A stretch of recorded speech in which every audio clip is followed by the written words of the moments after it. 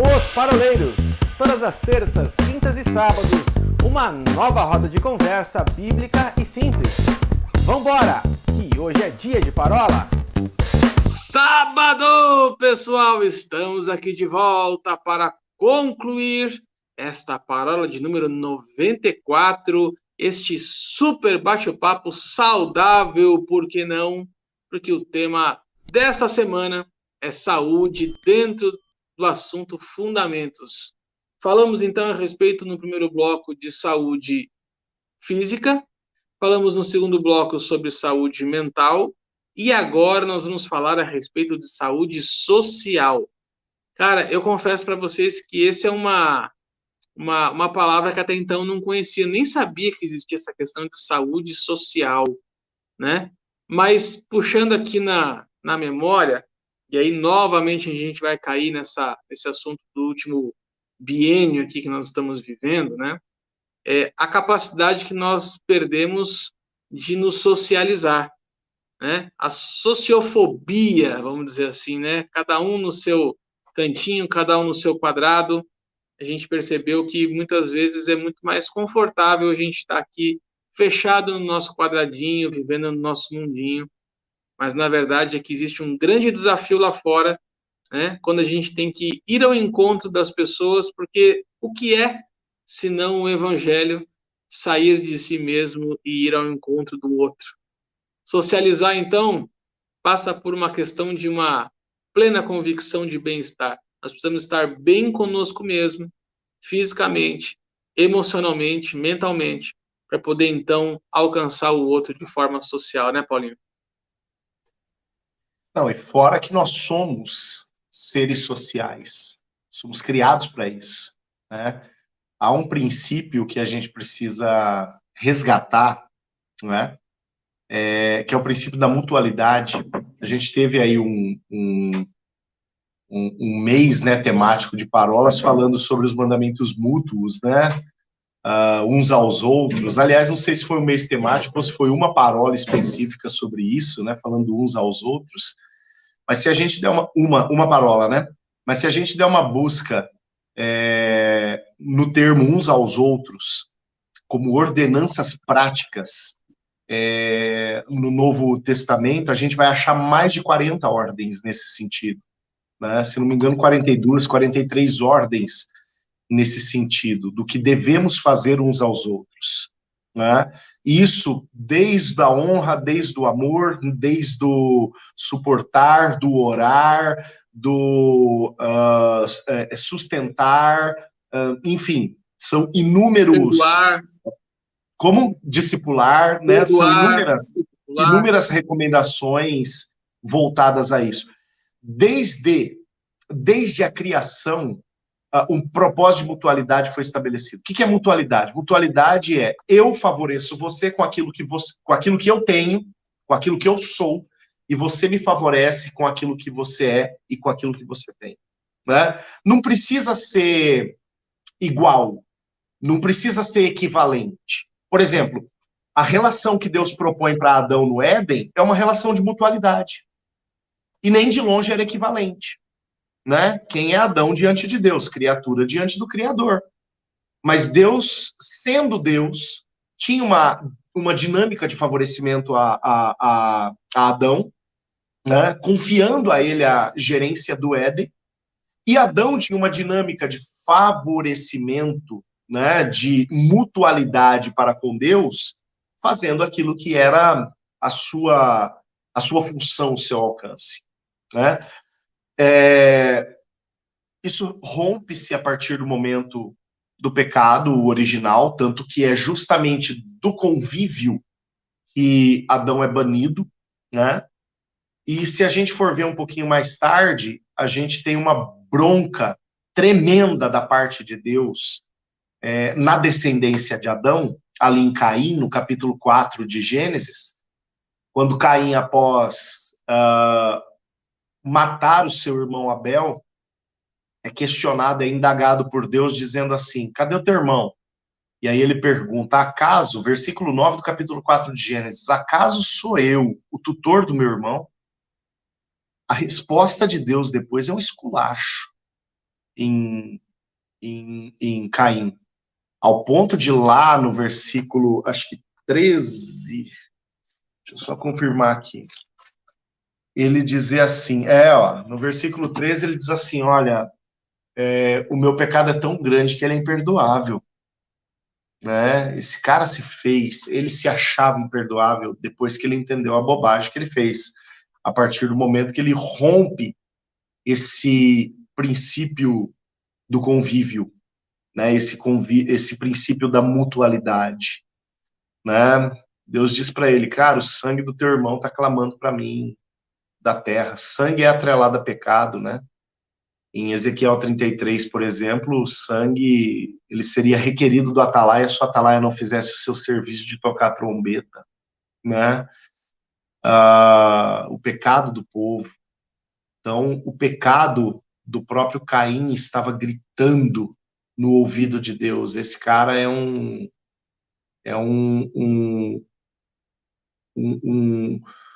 bandido no que diz respeito à tua lei, porque ele afastou-se daquilo que era um princípio que desde o início o Senhor sonhou, né? Relacional, um princípio relacional, um princípio de proximidade. Então essa realidade da mutualidade, né, de nós entendermos a nossa parcela de responsabilidade em referência ao outro, de nós entendermos o nosso lugar em referência ao outro, a importância de ocuparmos o nosso lugar em referência ao outro, vai fazer a gente não fazer perguntas idiotas como essa do capítulo 4, versículo 9 de Gênesis, quando ele fala, desde quando eu sou responsável por quem está perto de mim? Né? Além de tudo, uma pergunta mal educada, né? Desde quando eu vou lá saber do meu irmão? Desde quando isso interessa? Né? Nós somos criados para isso. Somos criados pelo Senhor para isso. Sim. Eu vou deixar, antes de se entrar, vou deixar aqui para quem está nos acompanhando, no final desse vídeo, nós vamos deixar 2 links para você, que é a parábola de número 42, que fala sobre... Vou deixar no final, Will, não vou deixar no card, não. No final do vídeo. Você começou a colocar o card, então tá bom. 42 sobre inteligência emocional, e também a parábola de número 47, que é relacionamento simples, que é essa parábola que o Paulinho está acompanhando agora. Então, no final desse vídeo, você vai encontrar o link para as parábolas 42 e 47. Segue com você, Will! Só quero dar uma base bíblica, porque o Paulinho ele falou muita coisa. Aí eu gosto de colocar uma Bíblia aqui no meio, né? Para não ter problema. Em Provérbios 18:1 diz assim: o solitário busca o seu próprio interesse e insurge-se contra a verdadeira sabedoria. Olha que interessante, né? Nós estamos vivendo hoje um tempo, e de fato e de verdade, até citando uma situação que aconteceu no departamento infantil lá na nossa igreja outro dia, né? Uma criança, ela nasceu bem no início da pandemia e ela somente viveu durante 2 anos trancada dentro de casa. E quando abriu, né, a igreja, que a gente conseguiu aí ter uma interação maior, essa criança teve um problema seríssimo de socialização. Porque quando ela se viu no meio de outras crianças, ela imediatamente ela se assustou, né? E aí nós tivemos que fazer todo um trabalho com ela para que ela se ambientasse naquilo. Mas dentro disso que o Paulinho falou, olha como é interessante, né? A gente poderia aqui citar até a parte de sociologia. Eu lembro de uma aula do meu professor pastor da Igreja Presbiteriana. Um dia ele virou e falou sobre o que é ser político e o que é ser apolítico. Né? O homem ele foi feito para viver de forma política, ou seja, viver num ambiente onde você tem essa inter-relação com o próximo. E quando o Provérbios diz assim, o solitário busca o seu próprio interesse e insurge-se contra a verdadeira sabedoria, olha que interessante, ele está falando algo aqui como é o comportamento daquela pessoa que não vive de forma saudável, de forma social, que ela não é cordial, que ela não está ambientada. E, infelizmente, nesse ambiente que nós vivemos, que a pandemia ela trouxe nesse período, né, que nós estamos, hoje nós chegamos num nível de intolerância muito grande. porque se você parar para pensar, hoje eu acabei olhando para o meu próximo como um portador de um vírus, como um portador de uma enfermidade que pode me afetar. Então, eu prefiro me proteger, me preservar. Só que Provérbios está dizendo exatamente o oposto, né? O próprio ensinamento de Cristo, né? Quando ele vira e fala que ele veio para servir, ele não fala que ele veio para viver de forma isolada. Esse final de semana, Paulinho, se você tivesse aqui, você ia dar risada. Um rapaz que congrega conosco, ele veio perguntar para mim a respeito de habitar a plenitude de Deus em nossas vidas. E aí eu comecei a dialogar com ele sobre isso, e eu falei assim, você já parou para pensar se nós, como filhos de Deus, tivéssemos de fato e de verdade a plenitude de todos os dons, de todos os ofícios e de todos os frutos, o que aconteceria conosco? Ele parou, olhou para mim e falou assim, rapaz, é verdade. Eu falei, então, eu não iria precisar de você. Por quê? Eu seria pleno e seria autossuficiente. E isso fere o princípio de corpo de Cristo. Isso fere o que Paulo fala em 1 Coríntios capítulo 12, que ele fala a respeito de como o corpo deve se portar, né? Então veja que hoje o grande desafio nosso, e aí olhando como contexto de igreja, é você descaracterizar, desmistificar, desconstruir tudo isso, toda essa fortaleza que a pandemia estabeleceu. Hoje eu olho para o meu próximo com um olhar de frieza. E olha, a palavra fala que no fim dos tempos o amor esfriaria. Eu sei que não é o que aconteceu na pandemia, não é o fim dos tempos, não é isso. Mas isso já aponta para alguma coisa que será no futuro. Porque hoje você vê pessoas de uma forma que passam a agir de forma isolada. Só que a palavra do Senhor nos diz, o apóstolo Paulo, que o amor de Deus foi derramado sobre o nosso coração. E nós não devemos dever nada uns aos outros, exceto o amor. O meu pastor, ele costuma dizer algo interessante. Ele fala, não é porque o amor vai se esfriar de muitos, que esse muitos tem que ser você. Olha que forte.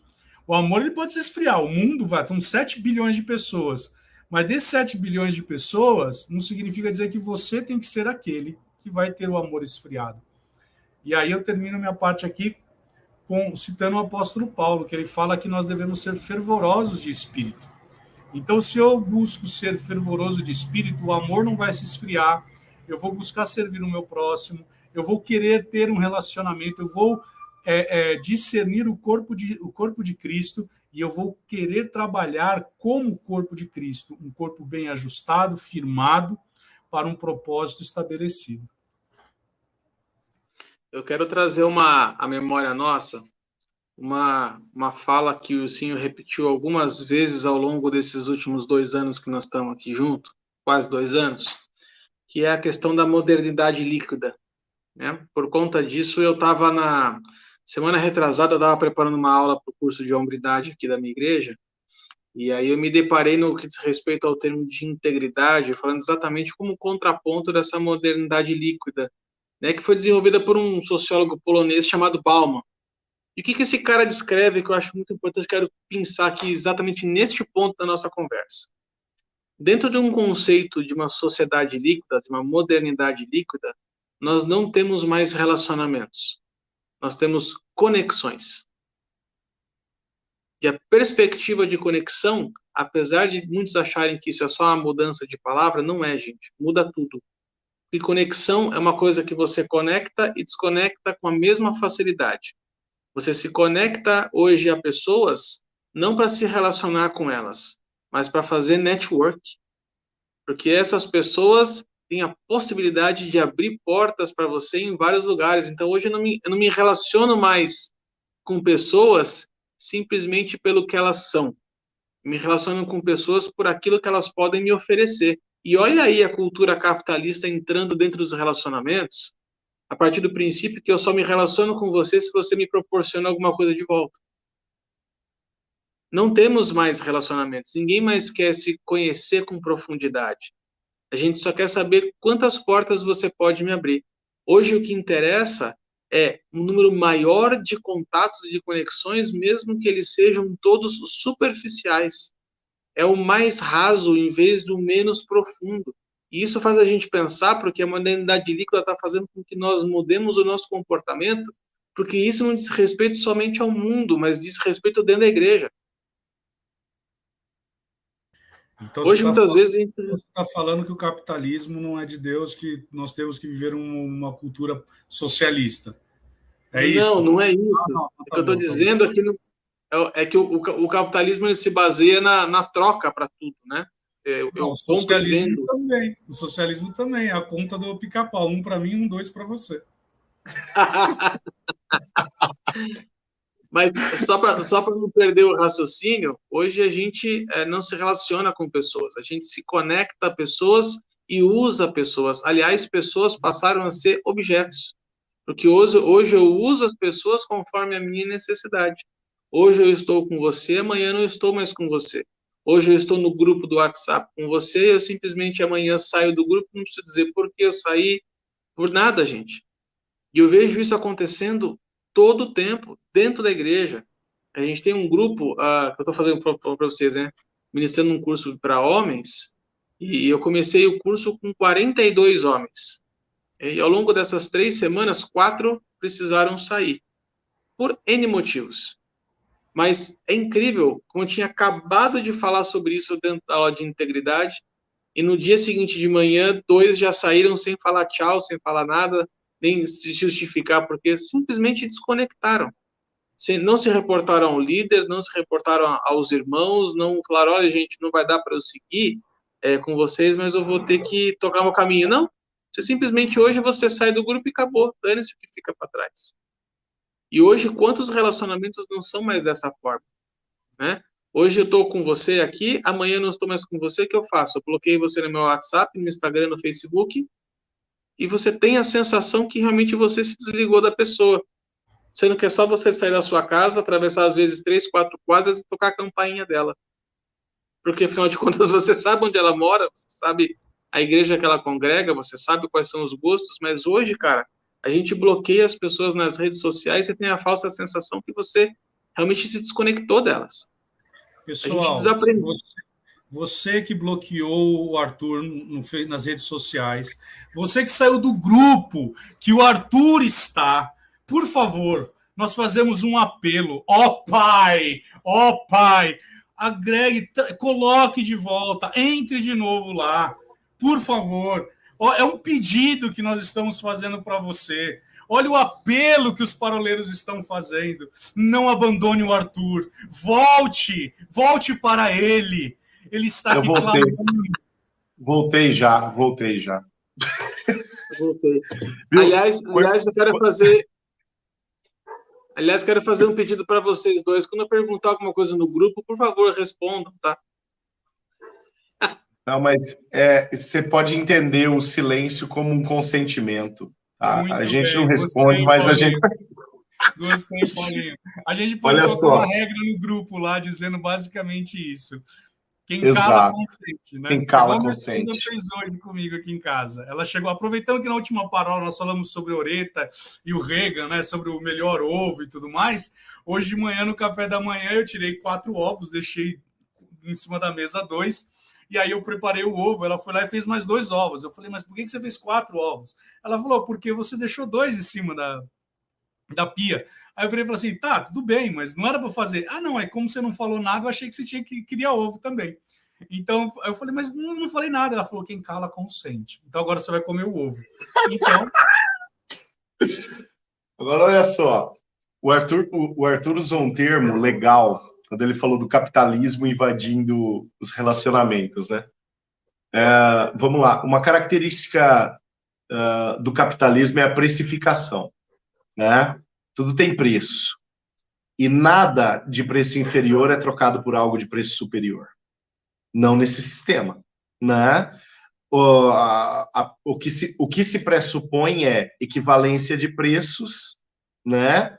Para que, a partir da exclusividade, se encontre lucros, tá? Isso quebra aquele princípio lá do bate-papo da conversa, Arthur, quando nós falamos, ou quando eu coloquei a questão da mutualidade, falando, por exemplo, da mutualidade de Adão e Deus, né? Se a gente fosse colocar preço aqui, né, mediante o valor do fornecedor, é claro que essa concorrência Adão ia perder de lavada, né? Mas o princípio da mutualidade não pressupõe o preço de nada, né? E a partir do momento que o relacionamento ele deixa de ser baseado no princípio da mutualidade e passa... Opa, acho que eu travei, não. E passa a ser, a partir do momento que o relacionamento ele, né, quebra o princípio da mutualidade e passa a ser baseado na superficialidade, né, as coisas começam a ganhar preço, pessoas começam a ganhar preço. E aí a gente tem um ponto perigoso, das relações interpessoais. Aí, quando as pessoas são transformadas em moeda, aí a gente tem um problema. Chegamos aqui, então, ao final dessa parola de número 94, a terceira dentro do tema Fundamentos, e essa conversa está rendendo. Se você achou que esse conteúdo foi bacana, compartilha com seus contatos, com seus amigos, ajuda a gente a divulgar esse canal. Toda vez que você deixa um joinha aqui e compartilha, o YouTube entende que isso é relevante e acaba apresentando para outras pessoas. Não esquece de seguir a gente lá no Facebook, no Instagram, no YouTube e também no Spotify, em formato de podcast. Para você que gosta de ficar ouvindo o podcast enquanto a pessoa está falando do seu lado e você não está dando a mínima. Um abraço para você. Fica com Deus. Você que nos segue, nos acompanha, adicione o Arthur. Chame-o. Aqui está, aqui embaixo. Exatamente. Olha lá, olha o Instagram dele. Adicione-o, chame-o para uma conversa. Fiquem com Deus. Até semana que vem, com um tema novo dentro dos fundamentos. Um abraço. Tchau, tchau, gente.